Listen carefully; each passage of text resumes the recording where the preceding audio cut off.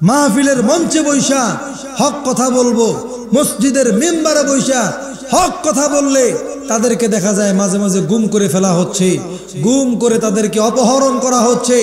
গত কয়েকদিন আগের ঘটনা আপনারা জানেন, গাজীপুরের টঙ্গীতে বিটিসিএল জামে মসজিদের সম্মানিত সুনামধন্য ইমাম ও খতিব প্রায় 40-45 বছর যাবৎ তিনি ইমামতি করেন, মসজিদে খুতবা দেন, দাড়িগুলা তার কত সুন্দর পেকে গেছে, মুরব্বী মানুষ।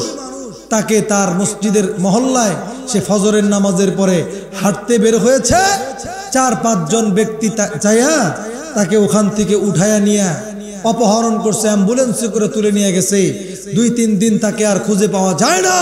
সারা বাংলাদেশ যখন তোলপাড় হয়ে গেল যে টঙ্গীর অমুক মসজিদের ইমাম সাহেবকে, মুফতি মুহিবুল্লাহ মিয়াজি সাহেবকে পাওয়া যাচ্ছে না, বিভিন্ন গণমাধ্যমে এই সংবাদটা যখন প্রচার হয়ে গেল, 2-3 দিন পরে তার এমন একটা অবস্থা, তার শরীরে কোনো কাপড় নাই, 2 পায়ে শিকল দিয়ে বাঁধা, পঞ্চগড়ে একদম ইন্ডিয়ার বর্ডারের কাছে তাকে এইরকম অসুস্থ অবস্থায় পাওয়া গেছে।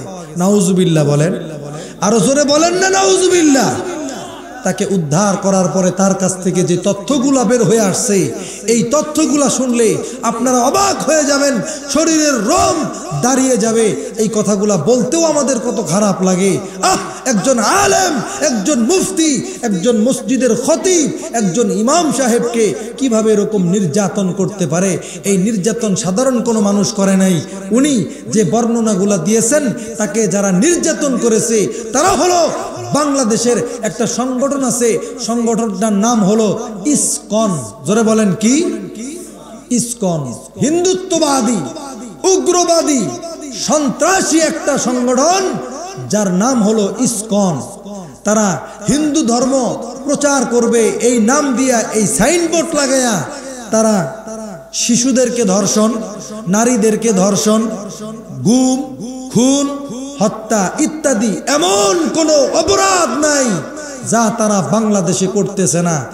আজকের এই ময়মনসিংহের ত্রিশাল থেকে এই গভীর রজনীতে আমি আপনাদেরকে নিয়ে বাংলাদেশের প্রশাসনের কাছে, যারা ইন্টারিম গভর্নমেন্ট আছে, অন্তর্বর্তীকালীন সরকারে যারা দায়িত্বশীল আছে, যারা উপদেষ্টা আছে, তাদের কাছে বিনীতভাবে অনুরোধ করব, অনুরোধের ভাষায় তাদেরকে বলবো, যদি সেনাবাহিনীর অফিসারদেরকে বিচার করা যায়, যদি সরকারি বড় একটা রাজনৈতিক দলকে বাংলাদেশে নিষিদ্ধ করা যায়, তাহলে ইসকনের মতো একটা ভণ্ড, একটা সন্ত্রাসী সংগঠন, একটা উগ্রপন্থী, উগ্রবাদী সংগঠন ইসকনকেও বাংলার জমিন থেকে তাদেরকে নিষিদ্ধ করা লাগবে।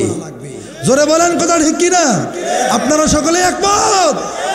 যেভাবেই হোক তাদেরকে বাংলার জমিন থেকে বিতাড়িত করতে হবে। আমাদের প্রত্যেকটা মুসলমানের স্লোগান দিতে হবে, হটাও ইসকন, বাঁচাও দেশ। বলেন, হটাও ইসকন, বাঁচাও দেশ।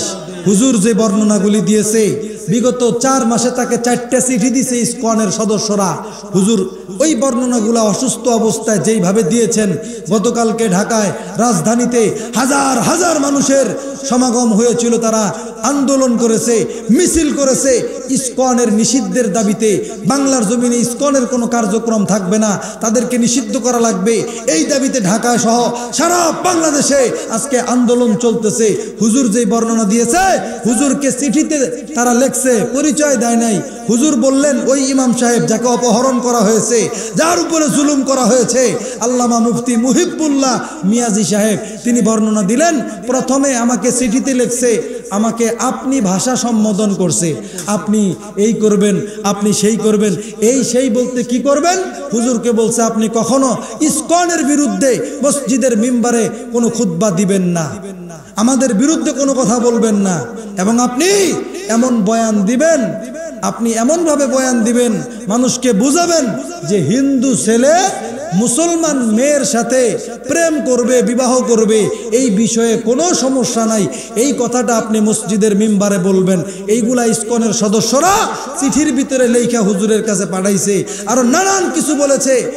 ইসকনের লোকেরা তাকে চিঠির মাধ্যমে এটাও বলছে ইসলামপন্থী যেই দলগুলো বাংলাদেশে আছে তাদের বিরুদ্ধে আপনি হুঙ্কার দিবেন, ঝংকার দিবেন।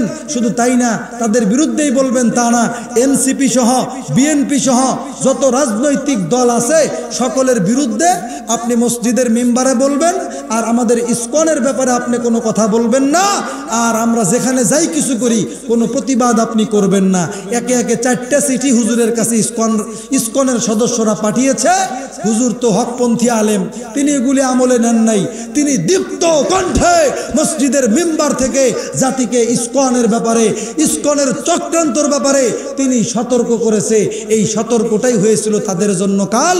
হুজুরকে 5 জন 6 জন মিলা অ্যাম্বুলেন্সের ভিতরে তুলে হুজুর যেভাবে বর্ণনা দিলেন, ইমাম সাহেব কালো কাপড় দিয়ে তার চোখটাকে বেঁধে দিছে, তাকে কেমন যেন একটা মাতাল করার মতো ইনজেকশন দিয়েছে, তাকে মারধর করেছে, যা মন চাইছে তাই করেছে। শেষমেশ তাকে পাওয়া গেল ইন্ডিয়ার বর্ডারে, একদম পঞ্চগড় একটা বর্ডারে তাকে পাওয়া গেছে। হুজুর বলল যে আমাকে আমার হাতে, আপনারা ভিডিও তো দেখেছেন, যারা মোবাইল চালান, ফেসবুক চালান, ইন্টারনেট চালান, হুজুর একদম উলঙ্গ অবস্থায় পায়ে শিকল বাঁধা অবস্থায় পড়েছিল। ওই অবস্থায় ওখান থেকে আসলে আল্লাহ পাক তার হায়াত রেখেছে, তার মাধ্যমে ইসকনের আসল চরিত্র আল্লাহ পাক বাংলার মুসলমানদেরকে দেখাবেন। এজন্য আল্লাহ পাক তারা বাঁচায় রাখছে। কি বলেন, কথা ঠিক কিনা? হুজুর বলছে যে আমাকে এমন ভাবে এমন জায়গায় ফালায় রেখে গেছে, একটা গাড়ি এসে যদি আমার উপর দিয়ে উঠাই দিত তাই তো আমি ওই জায়গায় মারা যাইতাম। আসলে বাঁচানেওয়ালা মালিক, যিনি বাঁচানেওয়ালা, যিনি বাঁচিয়েছেন তিনি কে? আরো জোরে বলেন, তিনি কে? আমাদের সকলের এক এবং নেক থাকতে হবে। দল মত আমাদের এক একজনের এক একটা থাকতে পারে, এক একজন এক এক দলের রাজনীতি করতে পারি, কিন্তু মুসলমানদের সাথে যদি কেউ বেঈমানি করে, গাদ্দারি করে, মুসলমানদের দিকে যদি কেউ আঙ্গুল তুলে তাকায়, তাহলে আমরা মুসলমানের সার্বভৌমত্ব রক্ষার স্বার্থে আমরা সকল মুসলমান দল মত ভেদাভেদ ভুলে গিয়ে আমরা সকলেই কোমরে কাফনের কাপড় বেঁধে, মাথায় পাগড়ি বেঁধে ময়দানে অবতীর্ণ হয়ে যাব। জোরে বলেন, কথা ঠিক না বেঠে? আল্লাহ পাক আমাদেরকে বুঝার মতো ইসলামের স্বার্থে সর্বদা আমাদেরকে ঐক্যবদ্ধ থাকার তৌফিক আল্লাহ পাক আমাদেরকে দান করুক। জোরে বলেন আমিন।